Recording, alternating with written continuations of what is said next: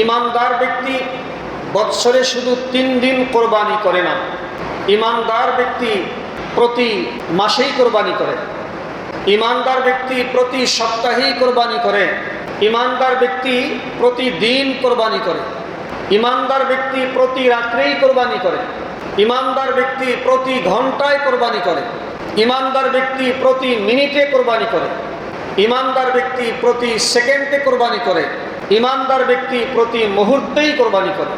বাৎসরিকভাবে শুধুমাত্র ঈদুল আজহার দিনগুলিতে ইমানদার ব্যক্তি কোরবানি করে না, কিন্তু শতকরা 99% ইমানদার আমরা মনে করি ঈদুল আজহা চলে গেছে, কোরবানির সিজন শেষ হয়ে গেছে।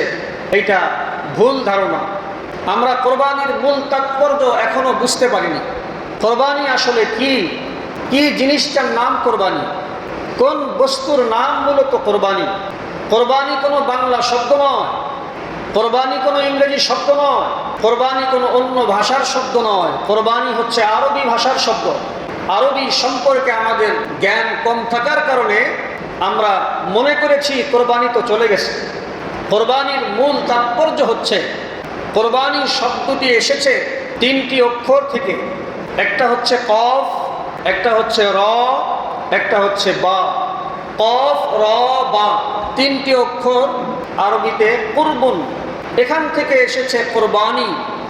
এই কুরবুন বা কোরবানি এর আবিধানিক অর্থ হচ্ছে কাছে আসা, কাছাকাছি আসা।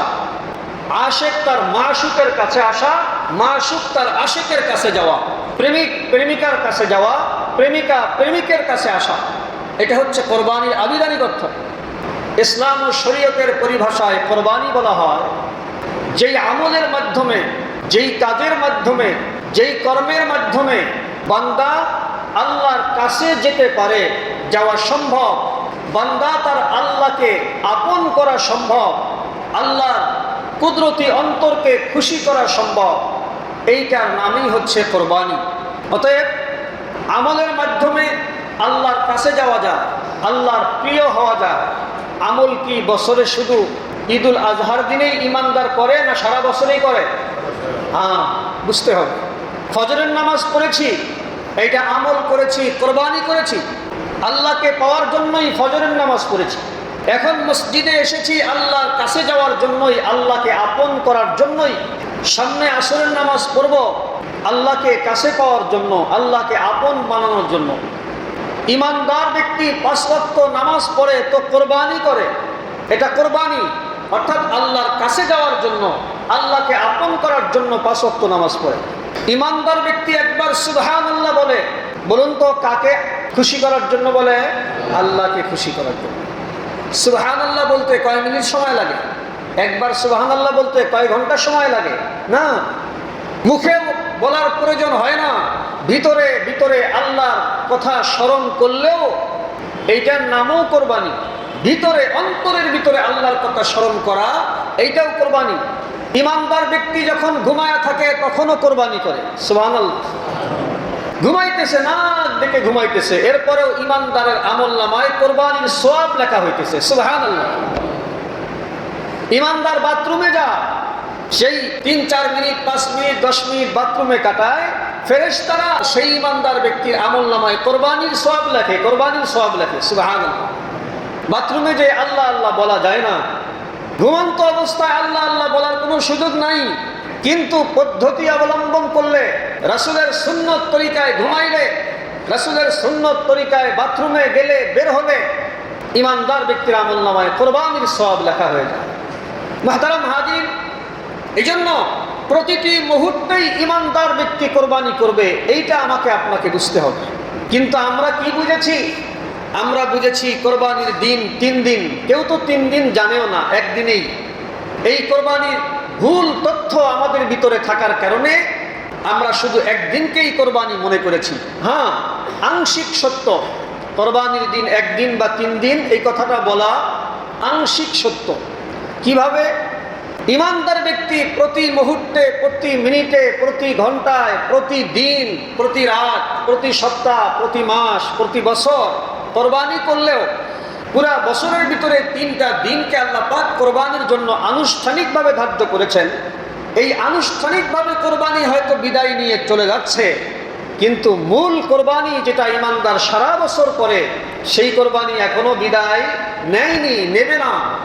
এই আনুষ্ঠানিকভাবে কোরবানিকে আল্লাহ তাআলা আমাদের সামনে উপস্থিত করে স্মরণ করিয়ে দেন, হে ইমানদার বান্দাবান্দিরা, সারা বছর তোমাকে খেয়াল রাখতে হবে এমন আমলের মাধ্যমে তুমি আমার কাছে আসো, জিকিরের মাধ্যমে আমার কাছে আসো, কোরআন তেলাওয়াতের মাধ্যমে আমার কাছে আসো, ইবাদত বন্দেগী যত আছে এর মাধ্যমে আমার কাছে আসা যায়।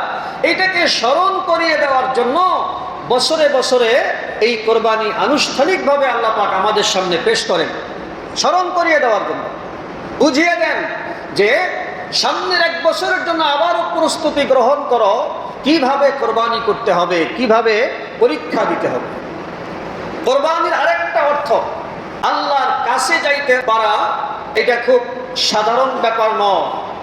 আল্লাহর কাছে যাইতে পারা বলতে আল্লাহর আপন হওয়া, এটা খুব সাধারণ ব্যাপার নয়। একটা উদাহরণ দিই, ক্লাসে ছাত্র ছাত্রী আছে 500 জন, স্যার বা টিচার সবচাইতে ওই ছাত্র ছাত্রীকে বেশি ভালোবাসে যে লেখাপড়ায় সবচাইতে ভালো, আদব আখলাকে সবচাইতে ভালো, প্রতিষ্ঠানের নিয়ম কানুন যে শতভাগ খেয়াল করে, ক্লাস ফাঁকি দেয় না, প্রতিষ্ঠানের নিয়ম ঠিক রেখে নিয়মিত ক্লাসে আসে এবং সবচাইতে ফার্স্ট বয় যে, সেই ছাত্র বা ছাত্রীকে টিচাররা ভালোবাসেন।